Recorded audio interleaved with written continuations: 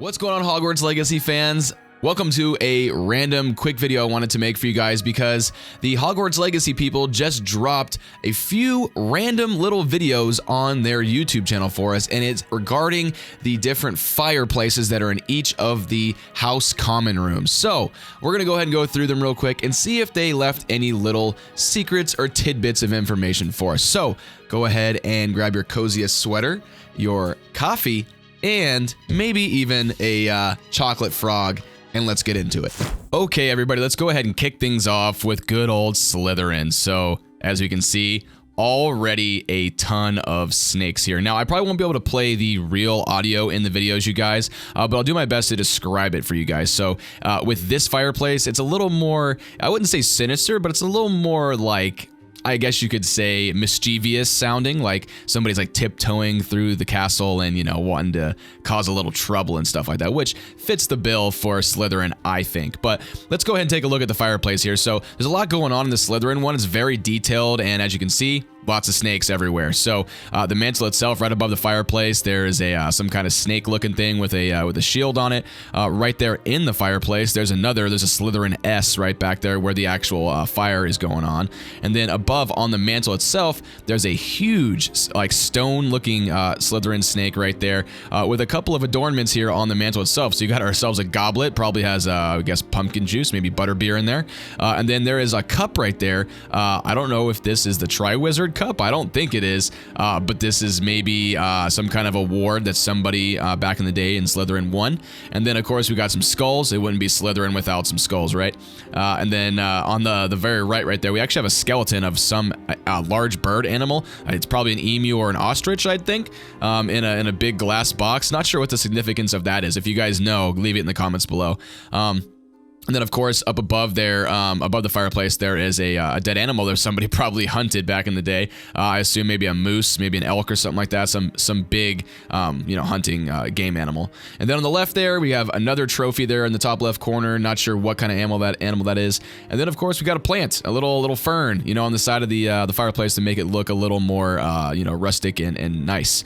Little interior decoration there. And then in the very foreground of the scene, we got ourselves a chair and a nice little cup of tea. We're in Britain, so that makes sense. But overall, very detailed fireplace, and makes sense for Slytherin for sure. Okay, guys, so now let's move on to Hufflepuff. Now, this is the one out of the four that doesn't really have much going on, and maybe they just wanted to not give too much away about the Hufflepuff house, because I know there are a lot of people that actually do align with this house, and they did show quite a bit of it in their gameplay reveal where they can show the different house common rooms. So if you guys want to check that out, definitely go do that and see what's around this fireplace.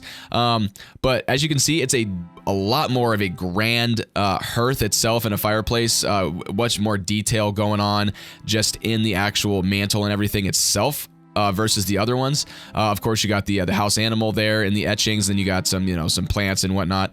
And then, of course, the music of this one is a little more just like lighthearted and, you know, just kind of like quirky, which again aligns with the house perfectly. And then, of course, back there in the fireplace, we got another, you know, a little pot of tea going. This is Britain. You're going to see this a lot in this game, I'm sure. Everybody's going to be, I wonder if you guys can actually sit down and drink some tea while sitting by the fire. That'd be pretty cool. Anyway, let's move on to the next one.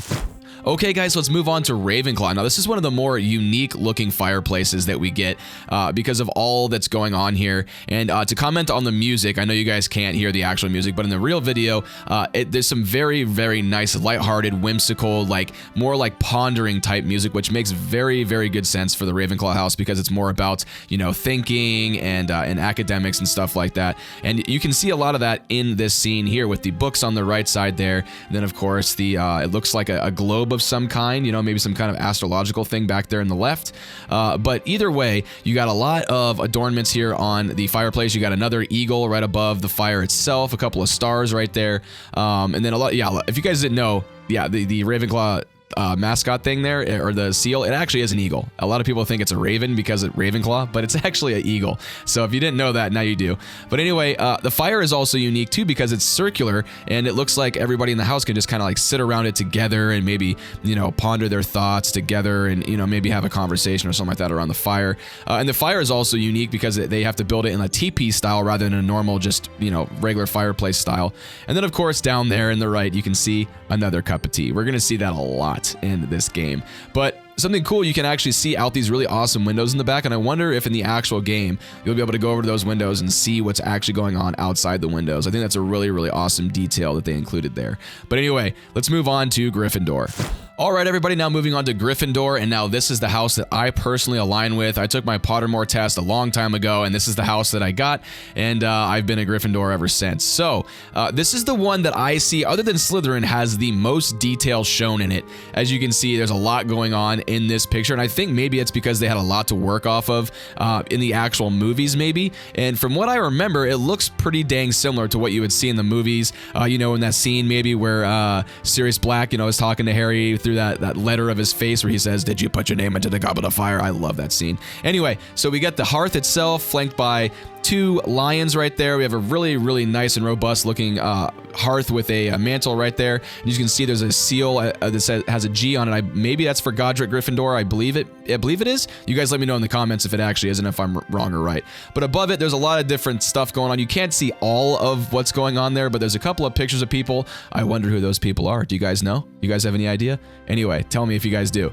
And then on the left is the most exciting part, which you get the suit of armor that is constantly moving. It's scratching its head and just adding a little more ambiance, which is kind of cool because everything in this castle looks like it's actually going to be alive like it is in the movies. So that's going to be really cool. And as you can see, there's a picture behind him that also has this lady in it with a top hat on that is also moving. So guys, I think this game is going to be extremely detailed just by some of the stuff we've been seeing, and especially even just these fireplace videos. And then of course, I didn't even comment on the music. The music is more like, you know, hopeful, whimsical, and upbeat in the Gryffindor common room. And again, it makes me think back to all of the scenes with Harry Potter and his friends, and that kind of score that would play when it had scenes with those guys, you know, just doing Gryffindor things. So either way, let me know which one was your favorite down in the comments below. All right, guys, so that's gonna be it. Go ahead and comment your predictions for the game down below and tell me what you think of each of these fireplaces and which one is your absolute favorite. But that's gonna do it for this video, and we will catch you in the next one. Don't forget to subscribe, like the video, all that kind of stuff, and I'll see you guys later.